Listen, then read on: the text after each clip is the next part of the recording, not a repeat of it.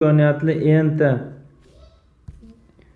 enta elementar hodisa ro'y berishi mumkin bo'lsin agar a hodisaning ro'y berishi uchun elementar hodisalardan mtasi qulaylik tug'dirsin. U holda a hodisaning klassik ehtimolligi p a, ya'ni a hodisani ehtimolligi deyiladi. Bu teng m taqsim n formula bilan aniqlanadi. Ehtimollikning xossalari bor. Birinchi xossasi muqarrar hodisa ehtimolligi 1 ga teng, ya'ni p qandaydir u hodisaning ehtimolligi 1 ga teng. Qachon 1 ga teng bo'ladi?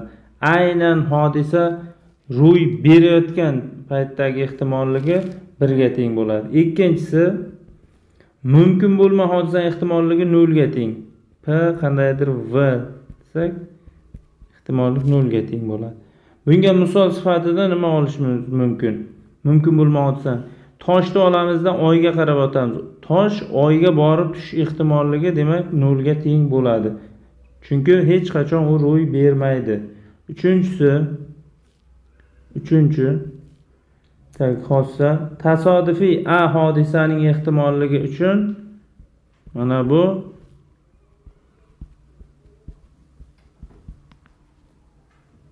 nolu 1 oralikda tegishli bo'ladi. Ya'ni kami bilan 0, ko'pi bilan 1 ga teng bo'ladi. Qachon 0 ga teng? Hech qachon mumkin bo'lma hodisa ehtimolligi 0, hech qachon ro'y bermaydigan hodisani muqarrar hodisa, aynan ro'y beradigan hodisa ehtimoli 1 ga teng, boshqa payt 0 1 oralig'idagi sonlar bo'ladi. Endi ehtimolliklarni bevosita hisoblashda ko'pincha kombinatorika formulalardan foydalaniladi. Birinchisi o'rin almashtirishlar. O'rin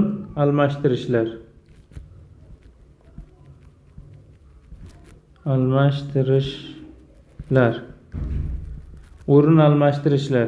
Demak, o'rin almashtirishlar deb enta turli elementdan m tadan tuzilgan kombinatsiyalar. Xo'p, o'rin almashtirishlar deb enta turli elementlarning bir-biridan faqat joylashishi bilan farq qiluvchi kombinatsiyalariga aytiladi. Xo'p, enta turli elementlarning o'rin almashtirishlar soni Pn bu n faktorialga teng. N faktorial bilamiz 1 dan n gacha bo'lgan sonlarni ko'paytmasiga teng. Bu o'rin almashtirishlar. Ikkinchisi o'rinlar